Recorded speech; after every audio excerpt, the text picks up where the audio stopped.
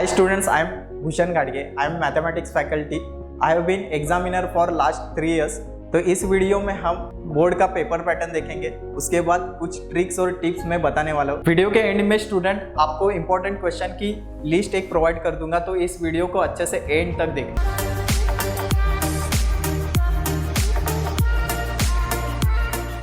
तो स्टार्ट करते हैं unit wise distribution of marks. तो आपका फर्स्ट चैप्टर मैथ्स 1 का फर्स्ट चैप्टर मैथमेटिकल लॉजिक आपको 8 मार्क्स के लिए आएगा। मैट्रिसेस वो भी 8 मार्क्स के लिए आएगा। उसके बाद डिफरेंशिएशन जो होगा वो 7 मार्क्स के लिए आएगा और एप्लीकेशन और डेरिवेटिव्स है वो 9 मार्क्स के लिए आएगा। नेक्स्ट इंटीग्रेशन आपको 7 मार्क्स के लिए आएगा और डेफिनेट इंटीग्रेशन 5 मार्क्स के लिए आएगा। उसका application part application of definite integration वो 4 मार्क्स के लिए आएगा और लास्ट चैप्टर डिफरेंशियल इक्वेशन आपको 10 मार्क्स के लिए आएगा।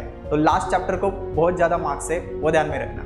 अब मैथ्स पार्ट 2 में आपका फर्स्ट चैप्टर जो है कमीशन ब्रोकरेज और डिस्काउंट वो 6 मार्क्स के लिए आएगा। उसके बाद इंश्योरेंस एन्युटी 4 मार्क्स के लिए आएगा। लीनियर रिग्रेशन 8 मार्क्स के लिए आएगा। टाइम सीरीज 7 और इंडेक्स नंबर भी 7 मार्क्स के लिए आएगा। नेक्स्ट लीनियर प्रोग्रामिंग आपको 6 मार्क्स के लिए आता है। उसके बाद असाइनमेंट एंड सीक्वेंसिंग 9 के लिए और प्रोबेबिलिटी सबसे हाईएस्ट मार्क्स है 11।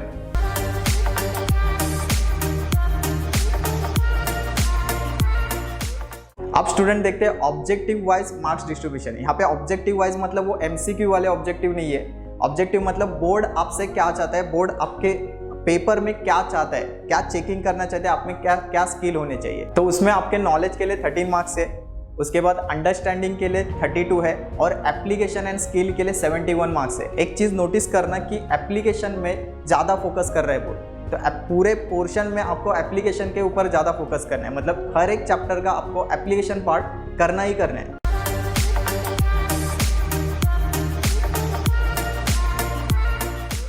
अब स्टूडेंट देखते हैं कि question wise distribution of marks. इसमें आपको एमसीक्यू आएगा 12 मार्क्स का और ये 12 मार्क्स आपको डिवाइड होंगे मैथ्स पार्ट 1 के लिए 6 और पार्ट 2 के लिए 6। उसके बाद ऑब्जेक्टिव्स आएंगे बेसिक मतलब फिलिंग द ब्लैंक्स और ट्रू और फॉल्स, वो भी 12 मार्क्स का आएगा, इक्वली डिवाइड होंगे 6 मार्क्स के लिए।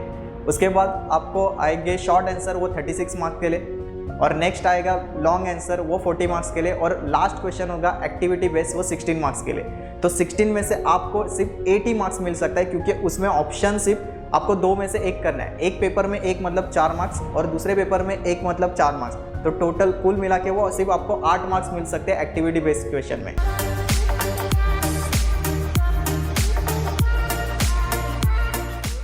अब स्टूडेंट एक्चुअल में बोर्ड पेपर पैटर्न डिस्कस करते हैं। इसमें आपको कुछ बेसिक इंस्ट्रक्शन दिए होंगे कि सब क्वेश्चन आपको अटेम्प्ट करने हैं और ये बोर्ड पेपर 6 क्वेश्चन में डिवाइड होगा। उसमें से 3 क्वेश्चन मैथ्स पार्ट 1 के लिए और 3 क्वेश्चन मैथ्स पार्ट 2 के लिए होंगे। और इसमें लिखा है कि इंस्ट्रक्शन में लिखा होगा कि आपको एलपीपी के लिए ग्राफ की जरूरत नहीं है, तो आप सिंपल पेज पे भी ग्राफ निकाल सकते हो, सिर्फ रफ डायग्राम आपको निकालना है। ओके, उसके बाद आपको लॉग टेबल यूज करने के लिए अलाउड है और कैलकुलेटर नहीं है। हर एक क्वेश्चन आपको एक न्यू पेज पे लिखना है। मतलब क्वेश्चन 1 में ए आपको एक न्यू पेज पे लिखना है, उसके बाद बी न्यू पेज पे और सी भी न्यू पेज पे, और क्वेश्चन 2 जो होगा वो भी आप न्यू पेज से ही स्टार्ट करेंगे। पेपर में आपको सेक्शन 1 होगा, उसमें मैथ्स 1 के सब क्वेश्चन होंगे। तो क्वेश्चन 1 में आपको 3 सब क्वेश्चन दिखेंगे ए बी सी।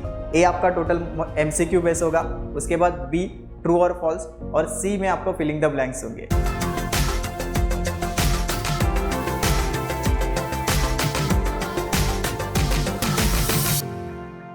क्वेश्चन 2 आपका 2 क्वेश्चन में डिवाइड होगा, ए और बी। ए में आपको 3 मार्क्स के क्वेश्चन आएंगे, टोटल 2 क्वेश्चन अटेम्प्ट करने, 3 में से 2 अटेम्प्ट करने तो वो 6 मार्क्स के लिए होते हैं। और बी में आपको 3 में से 2 अटेम्प्ट करने, वो हर एक 4 मार्क्स के लिए, मतलब वो 8 मार्क्स कवर हो जाते हैं। और क्वेश्चन 3 आपका 3 पार्ट्स में डिवाइड होता है, ए बी सी। ए में भी आपको 3 में से 2 अटेम्प्ट करने 3 मार्क्स के लिए, तो वो 6 मार्क्स बनते हैं। और बी में आपको 2 में से एक ही अटेम्प्ट करना है, वो 4 मार्क्स के लिए एक बनता है। और सी में आपको 2 में से एक ही अटेम्प्ट करना है, वो एक 4 मार्क्स के लिए बनता है। तो क्वेश्चन 3 में सी एक्टिविटी बेस्ड क्वेश्चन होता है। सेम सेक्शन 2 जो मैथ्स 2 के ऊपर आता है, इसमें क्वेश्चन 4 से क्वेश्चन स्टार्ट होंगे। क्वेश्चन 4 आपका 3 पार्ट्स में डिवाइड होगा, ए बी सी। ए में एमसीक्यू, बी में फिलिंग द ब्लैंक्स और सी में ट्रू और फॉल्स जैसे मैथ्स 1 में था। और उसके बाद क्वेश्चन 5 वो डिवाइड होगा ए बी में। ए में आपको 3 में से 2 अटेम्प्ट करने, हर एक क्वेश्चन 3 मार्क्स का और टोटल 6 मार्क्स होंगे। बी में भी आपको 3 में से 2 अटेम्प्ट करने हैं, हर एक क्वेश्चन 4 मार्क्स का, वो टोटल 8 मार्क्स हो जाएंगे। क्वेश्चन 6 आपका डिवाइड होगा 3 पार्ट में, ए बी सी। उसमें ए में आपको 3 क्वेश्चन होंगे, उसमें से 2 अटेम्प्ट करने हैं तो वो टोटल 3 मार्क्स का एक क्वेश्चन 6 बनते हैं। और क्वेश्चन बी में आपको 2 में से एक ही अटेम्प्ट करना है, वो 4 मार्क्स बनते हैं। और सी में आपको 2 में से एक ही अटेम्प्ट करना है, वो 4 मार्क्स बनता है। और लास्ट क्वेश्चन आपका एक्टिविटी बेस्ड क्वेश्चन होगा।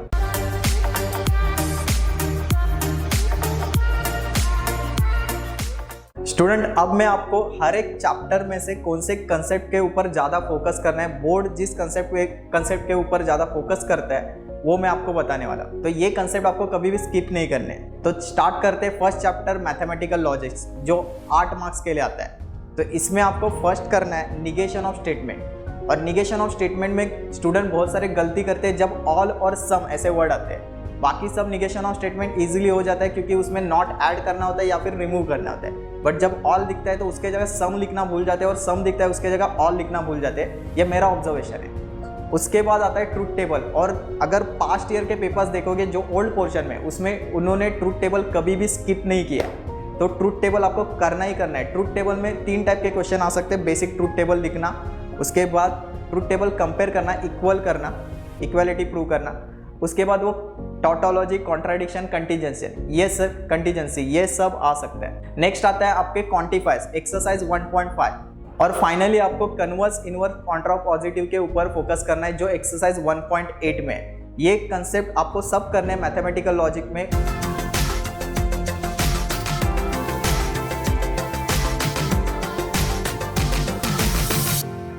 तो सेकंड चैप्टर है स्टूडेंट मैट्रिसेस। इसमें आपको 2 ही चीज़ों के ऊपर फोकस करना है कि इनवर्स ऑफ मैट्रिक्स और solve equation. Inverse of matrix में 2 मेथड है, वो आपको पता है कि एक एलिमेंट्री ट्रांसफॉर्मेशन, दूसरा है एडजॉइंट मेथड। और सॉल्व इक्वेशन के लिए भी 2 मेथड है, एक बाय इन्वर्जन मेथड और रिडक्शन मेथड। अब देखना, हमने देखा था कि एप्लीकेशन पार्ट के ऊपर 71 मार्क्स है, तो बोर्ड फोकस करता है कि एप्लीकेशन का पार्ट ज़्यादा से ज़्यादा पेपर में आ सकता है। क्लियर? तो आपको जो सॉल्व द इक्वेशन है ना, वो एप्लीकेशन पार्ट है। मैट्रिसेस में सॉल्व इक्वेशन एप्लीकेशन पार्ट है, तो वो रिडक्शन और इन्वर्जन मेथड अच्छे से करना 100% क्वेश्चन होता है उसमें।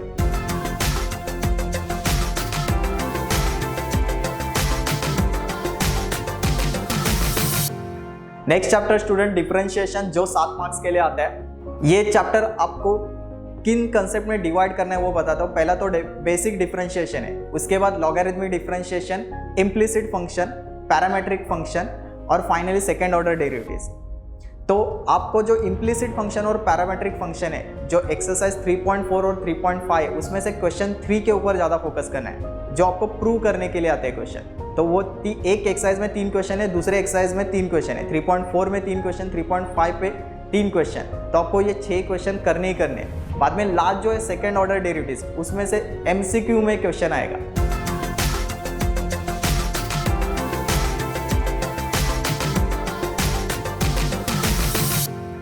नेक्स्ट चैप्टर है स्टूडेंट एप्लीकेशन और डेरिवेटिव, जो 9 मार्क्स के लिए आता है। इसमें फर्स्ट कंसेप्ट है equation of tangent and normal. ये न्यू कंसेप्ट है, ओल्ड पोर्शन में नहीं थी, तो बोर्ड ये पूछ सकता है, तो इसके ऊपर ज़्यादा फोकस करना।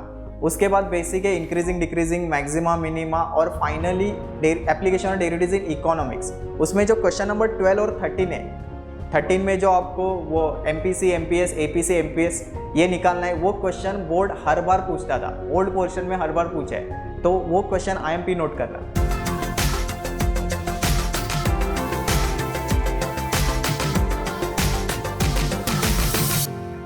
नेक्स्ट इंटीग्रेशन, जो आपको 7 मार्क्स के लिए आता है। इसमें ज़्यादा फोकस रखना एक्सरसाइज 5.4, जो 1 क्वाड्रेटिक के ऊपर डिपेंड है, जिसमें आपको रिजल्ट यूज करने हैं। नेक्स्ट आपको करना है पार्शियल फ्रैक्शन और इंटीग्रेशन बाय पार्ट। ये 3 कंसेप्ट में से एक क्वेश्चन तो बोर्ड में आता ही आता है। तो एक्सरसाइज 5.4, 5.5 और 5.6 अच्छे से करना।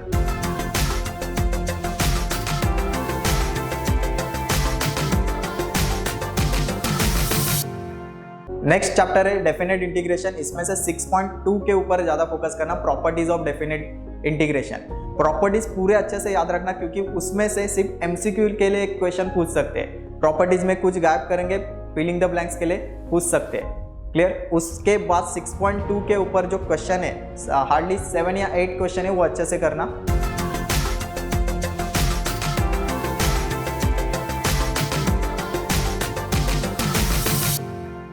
और नेक्स्ट जो चैप्टर है 7 chapter application of definite integration, वो अच्छे से करना, क्योंकि उसमें एक ही एक्सरसाइज है और बोर्ड के पास ऑप्शन नहीं है कि वो सिर्फ एक ही एक्सरसाइज में से क्वेश्चन पूछ सकते हैं और कुछ ऑप्शन नहीं है, क्योंकि एप्लीकेशन पार्ट के ऊपर बोर्ड ज़्यादा फोकस करता है। ये हमने पहले भी देखा है। Area of parabola, area of ellipse और एरिया ऑफ सर्कल, ये 3 में से एक क्वेश्चन बोर्ड में आता ही आता है।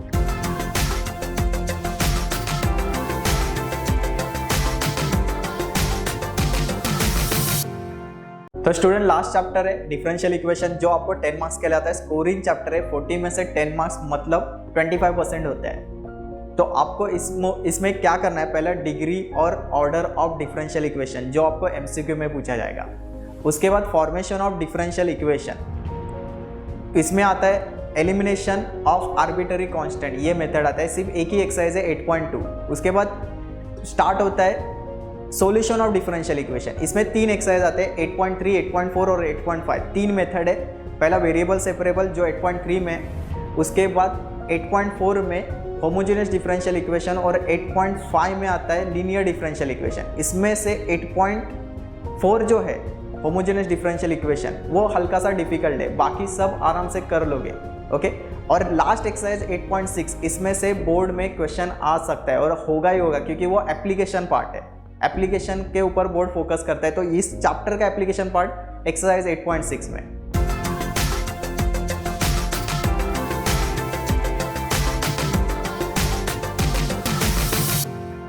अब स्टूडेंट मैथ्स पार्ट 2 के बारे में देखते हैं। फर्स्ट चैप्टर आपका आता है कमीशन, ब्रोकरेज एंड डिस्काउंट। इसमें 2 एक्सरसाइज है, तो सेकंड एक्सरसाइज के ऊपर ज़्यादा फोकस करना 1.2, जिसमें बैंकर डिस्काउंट ये सब आता है। ओके, बोर्ड में ये क्वेश्चन ज़्यादा पूछे जाते हैं, तो उसके ऊपर ज़्यादा फोकस करना।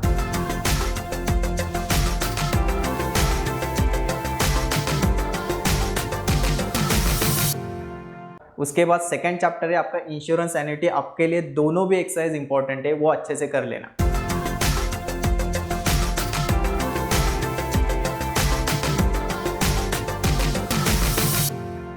थर्ड चैप्टर है लीनियर रिग्रेशन, जो 8 मार्क्स के लिए आता है। इसमें 3 एक्सरसाइज है, बट 3.1 में जो एक्सरसाइज है, 3.1 जो एक्सरसाइज है उसमें आपको पूरा टेबल बनाना है और डेटा खुद से एक्सट्रैक्ट करना है। उसमें बहुत टाइम जाता है। अगर क्वेश्चन 3 या 4 मार्क्स के लिए आता है तो वो 10 या 12 मिनट खाएगा आपका, तो उसके ऊपर आपको ज़्यादा फोकस नहीं करना है। आपको 3.2 और 3.3 इसके ऊपर ज़्यादा फोकस करना है, क्योंकि वो डेटा डायरेक्टली प्रोवाइड करते हैं और सिर्फ आपको सॉल्व करते जाना है।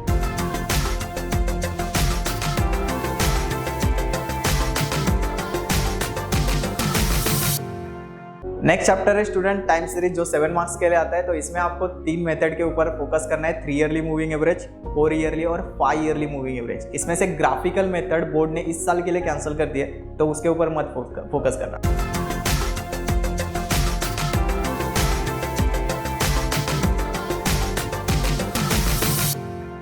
नेक्स्ट चैप्टर है स्टूडेंट इंडेक्स नंबर। तो टाइम सीरीज और इंडेक्स नंबर ये न्यू चैप्टर है, नए पोर्शन में आए, इससे पहले वाले पोर्शन में नहीं था। तो इंडेक्स नंबर में आपको फोकस करना है सिर्फ लैस्पेरेस, पास्चेस, डॉर्बिस और फिशर्स इंडेक्स नंबर, जो सेकंड एक्सरसाइज है। और उसके बाद cost of living index number, ये 5 कंसेप्ट के ऊपर आपको ज़्यादा फोकस करना है। फर्स्ट वाले एक्सरसाइज को सिर्फ ऊपर से देखना, क्योंकि वो ईजी भी है और बोर्ड में इतना इंपॉर्टेंस नहीं देती है।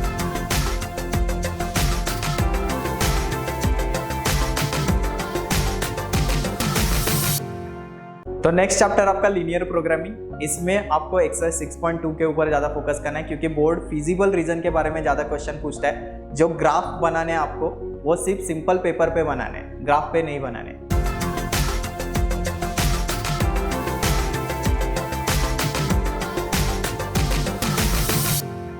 तो स्टूडेंट नेक्स्ट चैप्टर है असाइनमेंट सीक्वेंसिंग, बहुत इजी और स्कोरिंग चैप्टर है। इसमें 2 ही एक्सरसाइज है और दोनों एक्सरसाइज में से एक क्वेश्चन बोर्ड में आता है, तो इसके ऊपर ज़्यादा फोकस करना। और ये स्कोरिंग चैप्टर है, आराम से अटेम्प्ट कर सकते हो।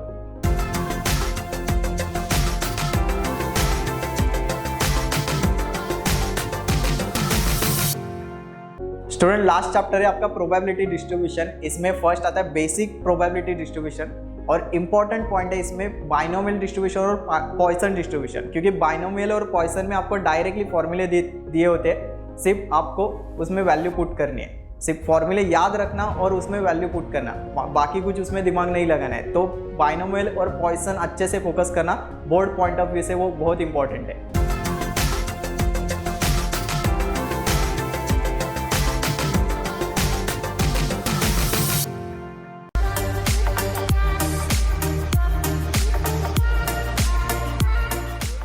तो स्टूडेंट अब देखते हैं पेपर प्रेजेंटेशन। तो देखना, जब आप एग्जाम में बैठोगे तो 15 मिनट पहले आपको आंसर शीट मिलेगी। तो उस आंसर शीट पे पहले आप मार्जिन ड्रॉ करो। उसके बाद अगर आपको डर लगता है कि आपने कौन सा फॉर्मूला याद किया है और भूल जाओगे, तो वो फॉर्मूले सिर्फ आप आंसर शीट के पीछे लास्ट पेज में लिख सकते हो।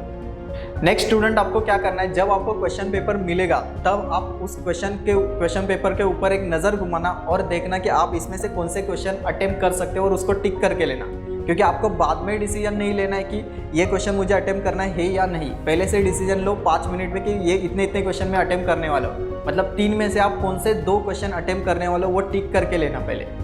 देखो स्टूडेंट, फर्स्ट क्वेश्चन जो आपको होगा MCQ के ऊपर होगा, मल्टीपल चॉइस क्वेश्चन। तो आपको 4 में से एक आंसर आपको लिखना है। 4 ऑप्शन दिए होंगे, उसमें से एक लिखना है। तो आपको आंसर ऐसे लिखना है, सिर्फ समझो आपका आंसर B है तो B लिखना, और उसका आंसर अगर 5/2 होगा तो 5/2, मतलब B 5/2, ये आंसर इतना ही लिखना है। आपको पूरा क्वेश्चन नहीं लिखना है, उसमें आपका टाइम वेस्ट हो जाएगा।